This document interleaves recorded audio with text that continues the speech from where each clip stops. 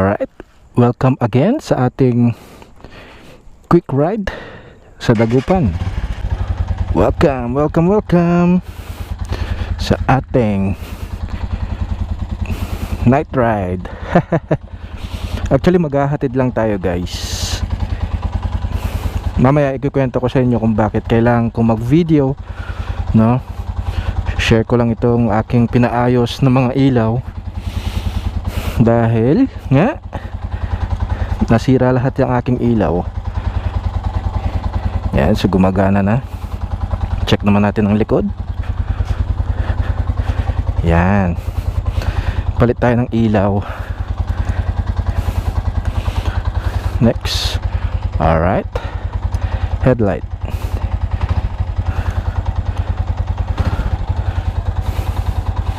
Yan, gumagana na lahat ng aking ilaw. Alright. So kwento ko mamaya guys kung bakit nga ba ako nagpaayos lahat ng ilaw ko. Biyahe muna. Alright, so dito na tayo sa may Arellano guys, sa may 7-Eleven. At bumibili lang ng kanyang makakain ng aking pinsan bago tayo dumiretso sa biyahe.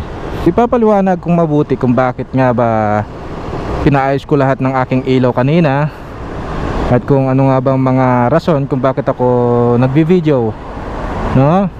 Gusto ko kasing iparating sa mga taga dito sa amin, dito sa Dagupan. Yan, no, kagaya niyan, walang helmet. Alright, mamaya papaliwanag natin mabuti.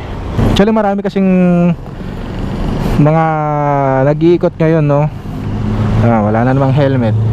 Marami nag-iikot na mga pulis ngayon at doble check sila sa lahat ng requirements ng ating motor. Kumpleto ba ang ilaw? Kung meron bang busina, meron ba siyang signal light? Yan, napaka-importante. Lalo na yung lisensya. Alright, so biyahe muna kami guys. Diyan na siya. Alright, so dito na naman tayo sa part ng Jollibee, Calasiao.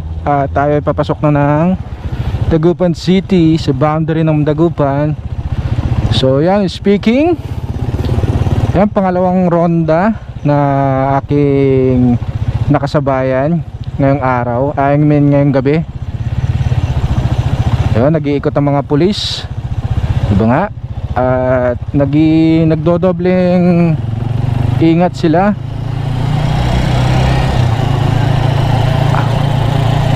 Doon sa may part ng boundary mismo, mayroong checkpoint dyan na madadaanan natin dito sa may Dagupan. Bali, ito experience ko no, magmula nung Monday. Tayo ay laging hinaharang ng mga pulis dyan. Hinahanapan tayo na mga lisensya, no? Yan, walang helmet. Pero hindi natin sure kung merong checkpoint ngayon, no? Yan, kaya nga nagpaayos na tayo ng mga ilaw, mga signal lights natin, mga brake light, stop light, yung mga yan. Dahil nga sinabihan ako dito ng mga pulis noong Monday na kailangan maayos lahat ang parts ng ating ilaw, no, dahil nga napakalaking multa yan pag tayo ay nahuli ng mga LTO. Yan, so mukhang wala namang mga checkpoint ngayon. So gusto ko lang bigyang gusto ko lang ma-share yung aking mga na-encounter dito, dahil yung mga kasabayan ko nung gabing yon ay talagang hinuli, no? Hinuli sila dahil walang helmet, yung isa walang ilaw. So siguro may i-share ko to sa Facebook, dahil nga naman sa YouTube ay wala namang masyadong nanonood sa atin. Pero ilalagay na rin natin sa ating YouTube para karagdagang upload na rin.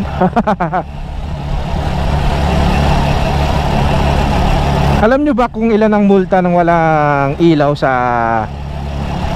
signal lights, mga ganyan, yung mga ano bang tawag doon? Defective ata ang tawag doon. yung mga may sira or hindi gumagana yung mga ilaw, is umaabot ng 5,000 mismo sa LTO. Yan ha, LTO guys. So tayo naman ay hindi bumabiyahe ng umaga, or hindi naman tayo masyadong lumalayo sa umaga, kaya ayan. Pero mabuti na rin yung napaayos natin. So nakapagpalit na rin tayo ng gulong para iwas na tayo sa palaging slide. Lagi tayong nai-slide eh. Eh ang mahirap, meron tayong angkas, meron tayong kasama na laging hinahatid, at napapanahon na rin ang tag-ulan. So doble ingat lang tayo sa lahat ng bagay. No, dito kasi sa amin, kung papansin nyo, talagang madilim dito. Marami dito ang walang ilaw, mga street lights. Ewan ko kung ano nangyari. Yan, tutok ng tutok. Kagabi pala muntik akong mabangga.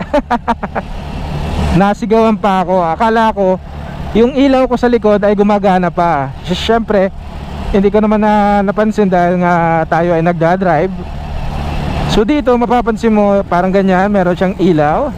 Yan, nagsisignal siya. Pero sa likod wala palang ilaw. So nasa gitna ako ng kalsada. Tanga talaga.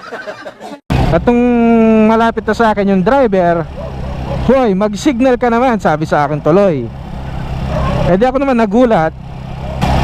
So nung pagkatid ko, tinignan ko, yung pala hindi na gumagana lahat ng ilaw ko sa likod, pati yung preno. Ewan ko, siguro gawa ng dire-diretsong ulan, no, nababasa or ano.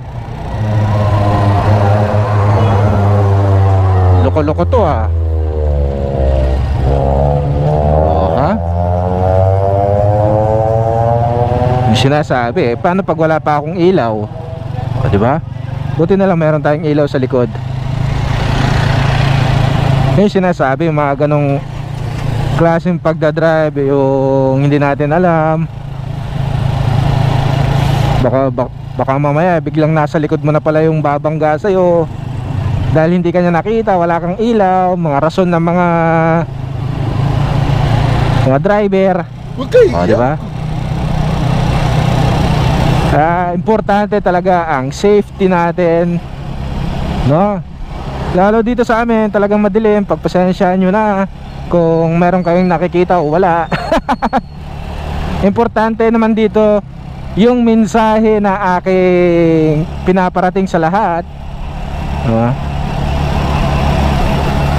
Huwag nyo na munang pansinin yung aking video quality, no?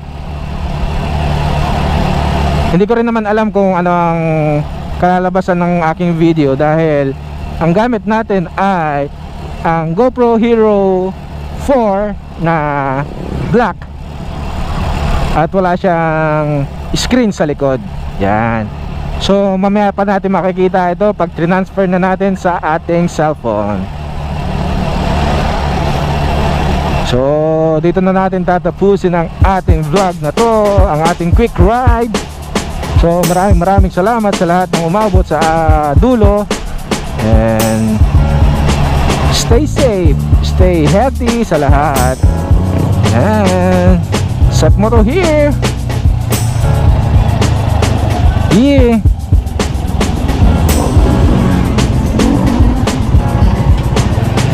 What's up, Bamboo? Babush.